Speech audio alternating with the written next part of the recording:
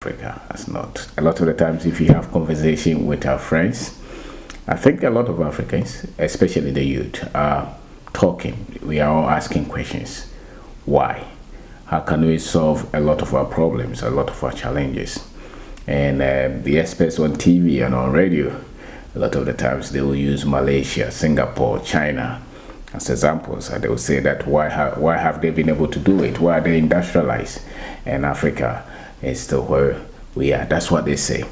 And a lot of the times I say that because we've been programmed to just not see the progress that we make all throughout our continent. If you go to any of our countries, the 54 nations or so on our continent, you will see various levels of progress in all industries. But we still promote and we still present Africa as the way CNN and BBC, they have been promoting Africa. Even we ourselves, there are so many things that people are doing here. Of course, we still have a lot to do, but my point is there are so many things that we do here that we just don't put light on them. We just don't promote them. We don't even believe them. So in as much as we're asking questions, and some even say that it's because China, the other day we were talking, somebody said that it's because they are accountable, they have focused leadership, have very committed citizenry. All through the various times that I've been to some of these countries, especially China. I mean, the first time I went there, it was obvious that these people are not wiser than us. No, it was so obvious. The ordinary Chinese is not wiser than us. It's so obvious. So it has to be more than just people telling us that they're very intelligent and all those. No, it's not true. I think in as much as they show commitment, they wanted to, and somebody provided leadership, they have a very huge market, one currency, one passport, the regiments are there, but if you say corruption, no. So they have some kind of benefit, but I think largely it's because because it's transfer of technology. It's transfer of technology. A lot of this manufacturing technology, all these technologies in all industries, majority of those were moved there. Don't forget that. And they also sent a lot of their people to go and learn a lot of these technologies. But largely, when most of these industries in America and all these so-called industrialized countries started to move there, and they stayed there, and they transferred the technology, they involved the people, I think that's where they got the traction to explode. So if the same things were done in, let's say, Nigeria or Ghana or, let's say, Africa had that, and then they moved a lot of capital there, they will not tell us. The things that they moved, the West, because it's not like the West developed because they are wise. They went through almost everywhere in the world, and took a lot of things. They took technology, they took materials, they took human resources, they took a lot of money. A lot of the research were funded after they had gone around the world, especially Africa, and made a lot of wealth. Because once you have a lot of money, it means, for instance, if you give me 10 billion cedis now, or $10 billion now, and you say that I should try building business, no matter how stupid I am, I will still be able to leave some of the money and try a lot of things because the resources are there. So it's not straight point when people say that they developed because they were, and it's not because Africa does not have the right leadership. We have had a lot of leaders who were very good and who intercepted the market, the technology.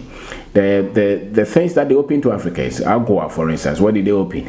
Is a great product and artifacts, not technology. I remember when you were in school and they were celebrating International Students Day, and they wanted the Africans to bring drumming and dancing and culture. But then the Japanese and the other ones were bringing technology. So I asked the woman who was in charge, say, why are you saying that the Africans should bring drums and African clothes, but the other ones should be bringing technology, computers? And she looked at me and said, so bring what you have. So the stereotypes work, and therefore when we are even making progress, we still look at ourselves as if we have not made a lot of these offers that they gave to the Asians. If those welfares were given to the Africans, after all, it's Africa which was really, the kind of wealth, zillions of dollars that they took over these 6, and they still continue to take anyway. But it has to be that the Africans are backward. It has to be the Africans are not serious. Their leaders are corrupt. They are not united. There is tribalism. That's why the Africans are not developing. I don't think so. I think that when there is focus of money, and there is focus of technology, and there is market, there is demand for what is being produced there. Because if we had industries, if those industries were also moved here as they moved somewhere, and for the last 30 years or 40 years or 50 years or so, by all means, we would have learned. By all means, we would have studied. Go to anywhere that any African has had a chance to work in any industries. Ideas come to you. Anywhere that you go and you go to work, most people, ideas will start to come to you because you are exposed to it.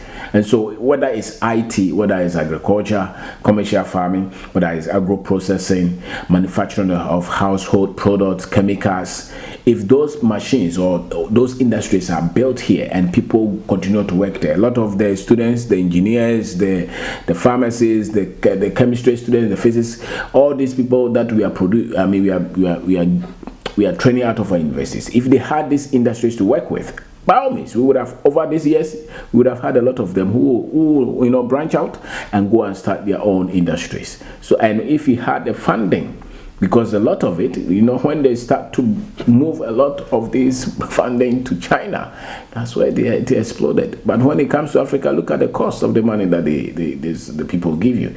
And when you say these things, instead of people it's just an explanation to see why things are the way they are. But, most people will say it's just an excuse. It's not just an excuse, because all of us have been conditioned to look for the negative on Africa, and it's true. It's true. And so the best of us, the so-called best of us, or very intelligent ones, will still argue in favor of everybody else but Africa. Why? Because we still want to blame. We've been conditioned to blame ourselves on everything and complain on ourselves and everything, and why everybody else is organized and why everybody else is perfect and not corrupt. Why every country has the best of leaders and we don't have. Why everybody is united. I don't think a lot of these factors are the reasons to the volume that we give to them. Why we have not developed. Why we have not developed largely is because of the funding. The focus of money, the movement of cash, the market, the transfer of technology. The base of industrialization is machine tools, and if we focus, Kwabena Nkrumah said some of those, but look at the size of Ghana. How much was it? If people prevented you from bringing the products to their countries because of ISO standards, and don't forget that Africa must be kept as the raw material base of the world. That is the position. So a lot of the wealth that we have here, technology must not be transferred here. Money must not move here. Funds must not move here. We should not have the demand for the product in Africa because it has to be tagged as less quality. These are the things that, for me, have contributed largely to why they say that Africans have not industrialized. So the path for Africa's industrialization, I don't think is going to take the path that Chinese took. I don't think it's going to take the path that the Europeans took or the Americans took. I think ours will be a mix of everything else. It will be a mix of everything else. But we're still making a lot of strides. Most people there are a lot of companies that are manufacturing or processing all kind of materials, all kind of products.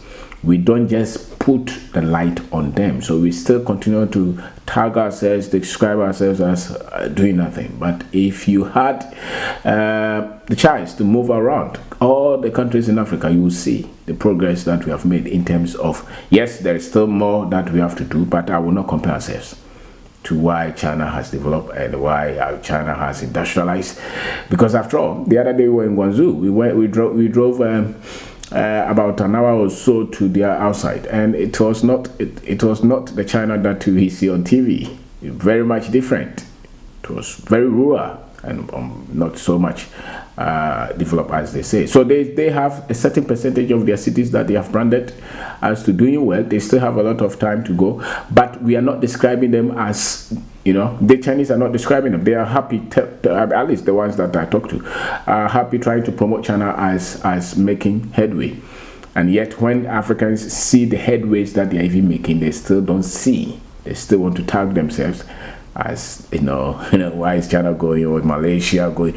I can tell you, if Africans had the same kind of treatment that the people, because it's technology, nobody owns technology. Nobody owns technology. It's movement. It's from one generation to the other. It's from one civilization to the other. It comes from, there's no color of technology. Technology is not white or it's not black. Technology is just coming from every race, every tribe anywhere. You hardly don't know the people who were in the lab when that thing was produced. So you cannot say that it's because it's Americans or it's white. It could be Indians, it could be Chinese, it could be Africans on the continent, it could be Africans in Jamaica or America or anywhere. But when it's produced, it takes industry to mass produce it, and that's where you need capital, you need market, you need how to maybe automate a lot of the processes, and these things are the ones that drive the industrialization, because no matter what you're producing, for instance, Kantanka that we have here, what the assembly, whether it's semi-knockdown or whatever, if Ghana or if Nigeria or if Kenya said that, produce 1 million of your vehicles, the company will automatically, and we will give you funding. Automatically, they'll be able to go and buy all the necessary things that will help them to automate the process and produce them. The technology is there. It's a matter of funding, it's a matter of the market drive, it's a matter of government setting laws to protect them, it's a matter of having good demand for the product.